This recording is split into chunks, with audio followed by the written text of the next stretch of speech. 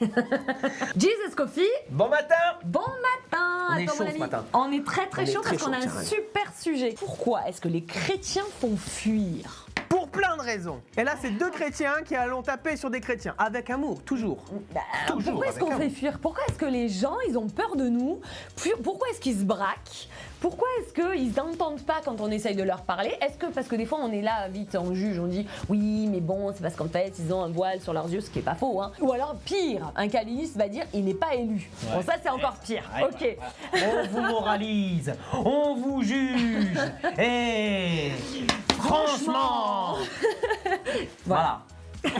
Je me dis toujours, si tu prenais des personnages de la Bible, Oui. d'accord, comme Paul, d'accord, pour les non-chrétiens, Paul, il a écrit presque la moitié du Nouveau Testament, d'accord, C'est et ça. punaise, qu'est-ce qu'il pouvait taper sur les chrétiens? Mais avec amour, mais parce que les chrétiens, ils se comportaient pas bien, ils jugeaient les gens qui n'étaient pas chrétiens, et il y a des chrétiens encore aujourd'hui sur les réseaux, des choses comme ça, qui continuent à mettre des tirs aux non-chrétiens comme jamais, et c'est comme ça que Jésus se comportait. Jésus, déjà, il mangeait avec les pécheurs, pas pour prendre d'eux, mais pour les influencer. Et comment il les a influencés? C'est par amour qu'il l'a fait. Sa vie de parfaite, qui est allée jusqu'au bout, jusqu'à la mort de la croix, qui a fait qu'après, les non-chrétiens se sont convertis en chrétiens. Il les forçait pas. Il les forçait pas. Et moi, je trouve que des fois, on est là et on se prend vraiment pour le Saint-Esprit. Pardon, hein. Le Saint-Esprit, c'est le seul qui convainc de péché, de justice et de jugement. On doit briller, on doit apporter la parole, on doit apporter la bonne nouvelle, qu'on a besoin d'un sauveur, parce qu'il y a une mauvaise nouvelle, on a besoin d'un sauveur, et que la bonne nouvelle, c'est que Jésus est notre sauveur. Derrière ça, on peut pas convaincre les gens. Nous, on doit arroser de prière. On doit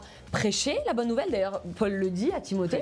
Prêche en toute occasion. La bonne attitude, si tu as parlé à quelqu'un qui est non chrétien, Déjà l'aimer. Déjà, Si tu non, l'aimes pas, ça sert à rien. ça sert à rien. On n'est pas là pour faire du chiffre. C'est le Saint-Esprit qui convainc. Et peut-être que ça marchera pas ce que tu fais. Jésus, je suis persuadé, il a passé des temps avec des gens, il n'y a pas tout le monde qui se convertissait même avec Jésus. T'es converti. Et il nous demande pas ça, il nous demande de prendre soin des pauvres. Par exemple, l'épicerie de Zoé. Il y a des revenus qui viennent de l'État, donc on n'a pas le droit de parler de Dieu. Eh, c'est pas grave. L'épicerie, on prend soin des gens qui sont pauvres, on prend soin des gens qui sont dans le besoin, et on n'est pas là à mettre des grands coups de Bible.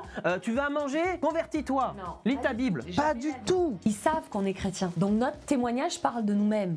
Parce que 100% des personnes savent qu'on est chrétien. Ça veut dire que sans prêcher, tu prêches? C'est notre vie. La Bible, elle le dit qu'on est des lettres lues.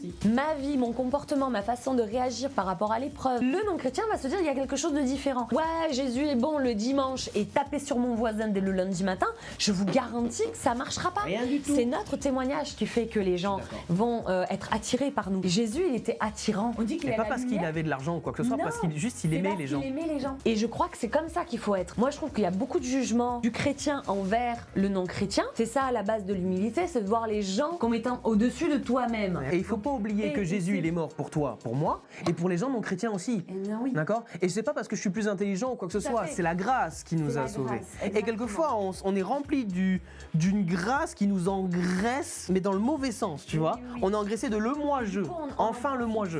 Qu'on soit pas d'accord sur des choses de la Bible, qu'on ait Ça des choses arrive. qui sont négociables Bien sur sûr. l'interprétation biblique, on peut discuter. Sur des choses Mais quand on se positionne en ayant moi j'ai la vérité, moi j'ai la compréhension ultime, moi je sais que parce que de mon l'orgueil. enseignement C'est de l'orgueil, est ça, meilleur, premièrement c'est de l'orgueil, mais en plus de ça Dieu le condamne. Je t'encourage ce matin à lire les proverbes et à aller voir un petit peu dans Proverbes ce qui est marqué sur le regard hautain. Et là moi je le dis parce que ça m'agace. Et moi, je le dis! Et moi je le dis parce que ça m'agace. On redescend d'un poney, on est sauvés par grâce, nous sommes tous pécheurs, on est responsable de notre enseignement, on va chercher la source que l'on a besoin, mais on a la même Bible. On sera jugé aussi sévèrement que Qu'on a nous jugé. jugeons nous. Et Dieu est clair là-dessus. Notre jugement, quand il est trop sévère envers ton frère chrétien, envers quelqu'un qui ne l'est pas, qui connaît pas, qui n'a pas la chance d'avoir eu la conviction d'eux, mais on sera jugé sévèrement par rapport Oui. à ça. Si entre frères on est sévère, on se fera allumer, mais on se fera juger encore plus sévèrement sur le jugement qu'on a pour les non-chrétiens. Oui, Doucement, parce on qu'en redescend. réalité, Jésus le dit, il parle des petits, mais je parle aussi, ça peut être des enfants, mais aussi des petits dans la C'est foi. exactement ça. Oui, par ton attitude, par ton comportement, tu peux scandaliser. Et Jésus dit, malheur à celui qui scandalise un de ses petits. Il vaut mieux pour lui qu'il ait une Pierre, corde le avec moulin. une meule et qu'il soit jeté dans la mer, plutôt que d'affronter le jugement de Dieu. Bon, C'est moi, je veux bisounours, dire ça? Non, c'est pas bisounours. on devrait s'abstenir de juger juger, se replacer devant Dieu, être humble, regarder les autres comme étant au-dessus de nous. Et là, je crois qu'on peut avoir la bénédiction, la grâce et la paix qui va venir avec. Amen. Parce qu'on ne veut pas faire fuir ni les chrétiens, ni les non-chrétiens par notre attitude, notre jugement, notre tombeau réalisateur. Nous devons être violents d'amour. C'est la seule chose qu'on doit avoir dans la violence. Pas de violence dans nos propos. Les réseaux aujourd'hui, c'est rempli de ça. Il y a une montée des chrétiens qui sont violents envers le reste. C'est pas du tout la Bible, ça. Faut arrêter. Il y a une montée d'amour qui doit être faite de notre côté. Une violence d'amour, une violence en effet, je te considère comme plus grand que moi parce que c'est une ordonnance biblique. Et on dit ça avec amour, d'accord, c'est on se reprend les uns les autres. Bien sûr. D'accord. Et combien de fois on peut se reprendre aussi entre nous en disant non, là t'étais dur, là t'as été sévère. Faisons attention de pas tomber dans cette espèce de mode là et de courant religieux qui est en train de monter parce que c'est de la religiosité de le moi je sais, moi je suis meilleur, moi. Non, soyons violents d'amour seulement. Amen. Sur ces belles paroles, Ah oui, bah du coup. source de vie.